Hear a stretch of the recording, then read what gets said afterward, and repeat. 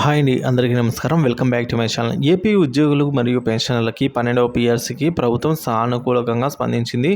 Fitment మరియు IR గురించిన తాజా సమాచారం అయితే ఆ ఇన్ఫర్మేషన్ ఈ వీడియోలో ఉంది. వీడియోని ఎక్కడే కానీ స్కిప్ చేయకుండా ఎండ్ వరకు చూడడం ద్వారా ఇన్ఫర్మేషన్ పూర్తిగా అర్థమవుతుంది. అలాగే వీడియో నచ్చినట్లయితే లైక్ చేయండి.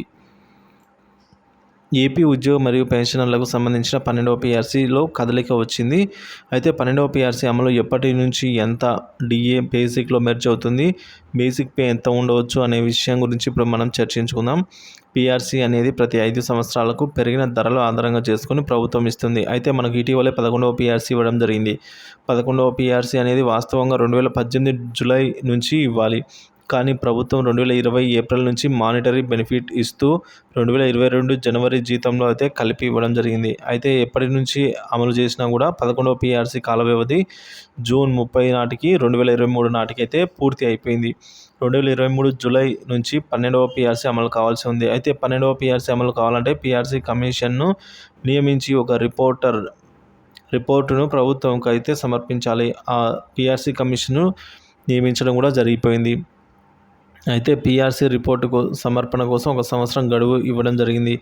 ఇప్పుడు కొత్త ప్రభుత్వం వచ్చింది. పీఆర్సీలో కదలిక తెచ్చింది. ఇప్పుడు మనం పీఆర్సీ అమలు చేస్తే ఎంత డిఆర్ బేసిక్లో మెర్జ్ అవుతుందో తెలుసుకుందాం.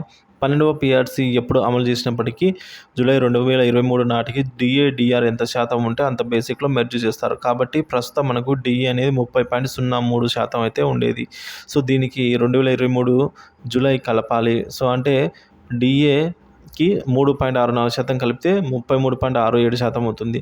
అంటే 2023 జూలై నాటికి మొత్తం డిఆర్ అనేది 33.67% అవుతుంది. కావున బేసిక్ ఎంత ఉంటుందో ఆ బేసిక్కు 33.67% మెర్జ్ అవుతుంది. అయితే ఇప్పుడు 12వ పీఆర్సీ అమలు చేస్తే సుమారుగా ఎంత బేసిక్ పే వస్తుందో చూద్దాం. చంద్రబాబు నాయుడు గారు ఎన్నికల ముందు మన ప్రభుత్వం వస్తే పీఆర్సీ ఇస్తామని అయితే చెప్పడం జరిగింది. కావున 30% ఫిట్మెంట్ ఇస్తారు అనుకుంటే ఒక ఉద్యోగికి ప్రస్తుతం బేసిక్ పే 40,000గా ఉంది అనుకున్నప్పుడు 33.67% ప్లస్ ఫిట్మెంట్ 30% మొత్తం 63.67% పెరుగుతుంది. అంటే అప్పుడు పీఆర్సీ ఫార్ములా వచ్చేసి basic pay into 163 divided by 100 అంటే 65,000 40,000 బేసిక్ ఉన్న వారికి 65,500 దగ్గర అయితే రావడం జరుగుతుంది. కాబట్టి ఇక్కడ సుమారు 25,000 రూపాయలు అయితే పెరగడం జరుగుతుంది 40,000 బేసిక్ ఉన్న వారికి.